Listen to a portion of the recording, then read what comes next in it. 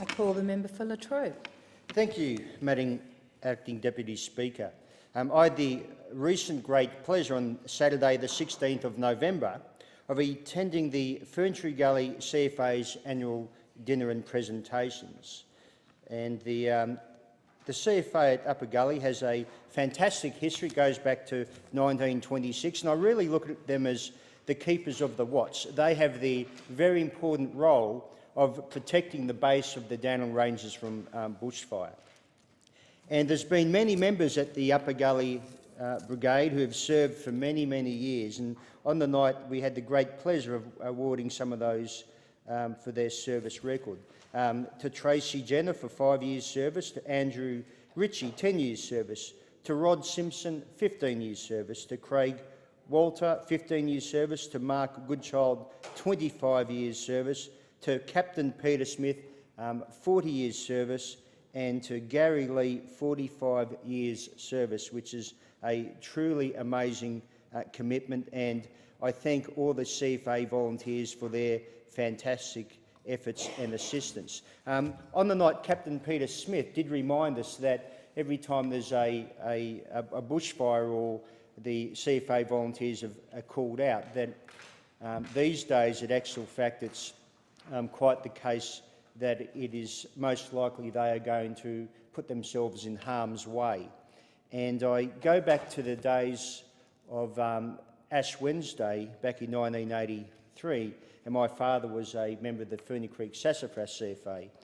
And I recall going home that day on the school bus, and in these days, if there was a fire, you wouldn't be going home in the buses, but in those days you were.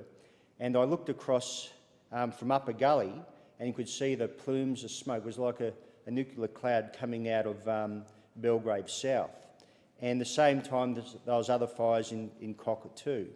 And that night we'd go home, and my father wasn't there for days on end out there fighting the fires. And it's as I mentioned in my maiden speech, and this highlights the dangers of CFA volunteers. And that 2 days before Ash Wednesday, Captain John Minnett from Narre Warren Crew was actually named Firefighter of the Year, so someone with great skills.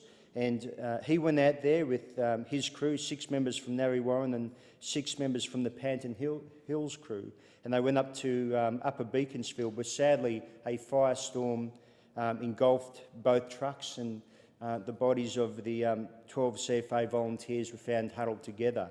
And that really highlights the dangers of our CFA volunteers put themselves in harm's way each year. And also on the night at the Upper Gully CFA's presentation night, we also honoured the members there who received the National Emergency Service Medal for their service on the Black Saturday bushfires back in 2009. To David Bull, to David Clark, to Mark Goodchild, 4th Lieutenant, Nathan Greaves, Aaron Gelbert, Tracy Jenner, Peter Jensen, Robert Knovitz, Dean Laxter, Gary Lee, Michael Pulford, again Captain Peter Smith, Craig Walters, David Willoughby, Scott Brown, Trevor Colgan, Andrew Ritchie. You did a fantastic job on Black Saturday. Also must congratulate the organiser of that night, Gillian Hennessy. You did a fantastic job, and again I thank all the volunteers in the CFA throughout my electorate. I have so many CFAs and volunteers, and especially the Upper Gully crew who, with neighbouring CFA crews, stopped the fire at Quarry Road, which is at the base of the Dandenong Ranges, and at the same time we had a fire at Narre Warren.